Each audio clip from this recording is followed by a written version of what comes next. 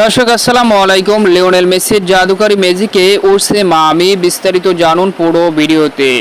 সকালে এমএলএস-এর ১৭তম রাউন্ডের ম্যাচে মন্ট্রিয়ালের বিপক্ষে মাঠে নামছে ইন্টার মায়ামি। দুর্দান্ত এই ম্যাচে আধিপত্য মায়ামির, একের পর এক আক্রমণে প্রতিপক্ষকে লন্ডভন্ড করে লিওনেল মেসির মায়ামি। যদিও ম্যাচের ফার্স্ট মিনিটের পরেই গোল খেয়ে বসে ইন্টার মায়ামি। গোলটি হয়েছিল মেসির ভুল থেকে। প্রতিপক্ষ এগিয়ে যাওয়ার পর আস্তে আস্তে ম্যাচে ফিরে ইন্টার মায়ামি। ম্যাচের ৩৩তম মিনিটে লিওনেল মেসির অ্যাসিস্ট থেকে আন্দ্রেলার চোখ ধাঁধানো ডি বক্সের বাইরে থেকে জাদুকরী গোলে সমতায় ফিরে মায়ামি। গোলটি ছিল এক কথায় অবিশ্বাস্য। যদিও এর আগে জর্ডি আলবার দারুণ এক গোল মিস হয়েছিল। এরপর ম্যাচের ৪০তম মিনিটের রাইট উইং থেকে ডি বক্সের ভিতর ঢুকে পড়ে লিওনেল মেসি। অবিশ্বাস্যভাবে ৪-৫ জনকে কাটিয়ে লেফট সাইডে দারুণ এক শট নেন আড়াআড়িভাবে মেসি সেই চোখ ধাঁধানো শটে এগিয়ে যায় মায়ামি।